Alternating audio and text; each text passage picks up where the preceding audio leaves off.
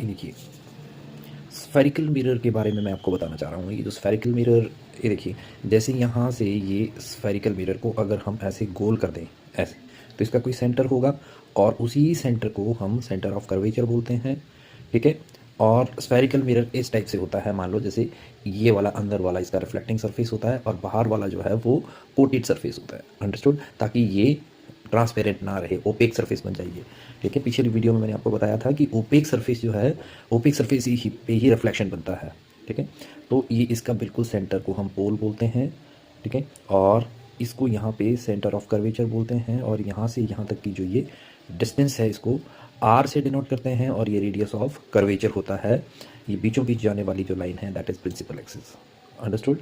और ये इसके बिल्कुल सेंटर में रेडियस ऑफ कर्वेचर के हाफ वे यहाँ पे प्रिंसिपल फोकस होता है ये, राइट। ये मैं कनकेव अभी मिरर की बात कर रहा हूँ आपको, और ये प्रिंसिपल एक्सिस होती हैं। यहाँ पे ये देखिए बिल्कुल यहाँ पे ये अपर्चर होता है जिसको पीछे मेंशन किया गया हुआ है, यहाँ पीछे ऐसे मेंशन किया गया हुआ है इसको अपर्चर को, अंडरस्टूड। तो मैं आपको ये बता भी देता हूँ एक बार मेंशन करके, देखिए ये जैसे ये है अपना, ये देखिए ये बन रहा है स्फेरिकल मिरर इस तरीके से, इस तरीके से। अगर मान लो ये ऐसे ऐसे ऐसे होता तो यहाँ पे ये इसका सेंटर होता है, यहाँ से यहाँ तक जो है ये रेडियस ऑफ कर्वेचर है, इसके हाफ वे यहाँ ये फोकस है यहाँ पे ये, राइट। और यहाँ पे इसका पोल होता है। तो क्या होता है जो फोकस है ना, फोकस हमेशा हाफ ऑफ रेडियस होता है, राइट, रेडियस का हाफ। या फिर आप इसको अदर वे अराउंड ऐसे करो कि 2f is equals to R, understood. R small भी लिख लेंगे यहाँ तब भी चलेगा, ठीक है। ये इसका फॉर्मूला बन जाता है ये, राइट।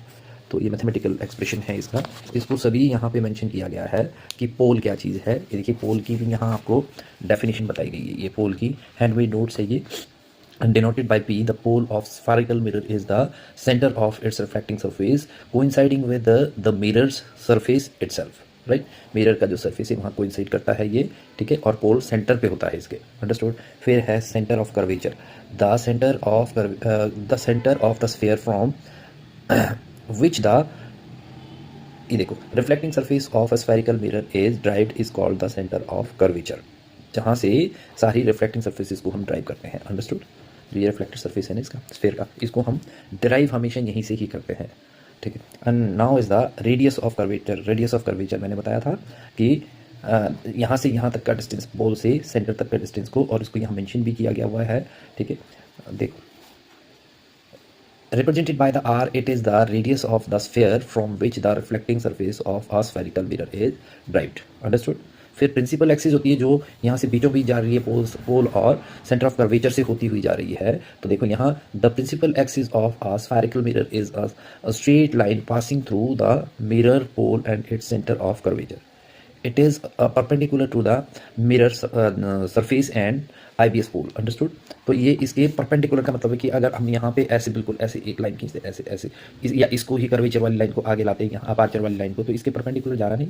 अपर्चर इनफैक्ट ये वाला डिस्टेंस होता है, ये वाला डिस्टेंस, इसको हमने मेंशन थोड़ा पीछे किया हुआ है, ये देखिए यहाँ पे मेंशन किया हुआ है, सारे आपको नोट्स दिए हुए। ये आर रेडियस ऑफ कर्वेचर, और एफ को हम फोकल लेंथ बोलते हैं, और प्रिंसिपल फोकस किसको बोलते हैं हम, जहाँ ये प्रिंसिपल फोकस इसकी मिडल में, और प्रिंसिपल फोकस से जितनी भी पैरेलल लाइंस आती हैं बेटा ये देखिए, और यहाँ पर रिफ्लेक्टिंग सरफेस पे अगर पैरेलल लाइन कहीं से भी आ रही है वो फोकस से होती हुई वापस जाती है। इसीलिए देखो इसकी कैसे डिनोट किया गया इसको बाय एफ से। फॉर कनकेव मिरर की बात करें तो पैरेलल रे कन्वर्ज हो जाती हैं, एंड अगर हम कन्वेक्स मिरर की बात करें तो it appears diverging from it, ठीक है। इसका मैं डायग्राम दिखा देता हूँ आपको, देखो यहाँ पे देखिए इसका डायग्राम देखिए, ये देखो यहाँ से पैरेलल आ रही है, फोकस से होके कन्वर्ज हो रही है।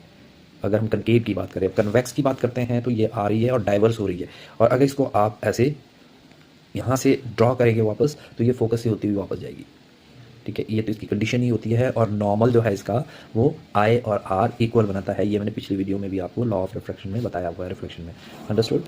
तो ये देखिए अब अगर ये मान लो कैसे फोकस से ही होती हुई आ रही है तो फिर पैरेलल वापस जा रही है, ठीक है। और ये देखो इसका नॉर्मल जो है सेंटर ऑफ कर्वेचर से होती हुई जाता है, और ऑलवेज यहाँ पे भी देखा होगा आपने, यहाँ पे भी देखा होगा आपने, इसमें भी देखो जैसे डाइवर्शन में भी ऐसे ही हो रहा है, इसको ये फोकस से वापस जा रही है लेकिन इसका नॉर्मल जो है इधर से होके जा रहा है वापस, अंडरस्टूड। अगर ये पैरेलल आ रही है तो डाइवर्स हो रही है, पैरेलल आ रही है तो कन्वर्स हो रही है, अच्छा फोकस से आ रही है तो पैरेलल जा रही है, फोकस से आ रही है तो पैरेलल जा रही है, देखिए फिर ये पैरेलल वापस जा रही है, अंडरस्टूड।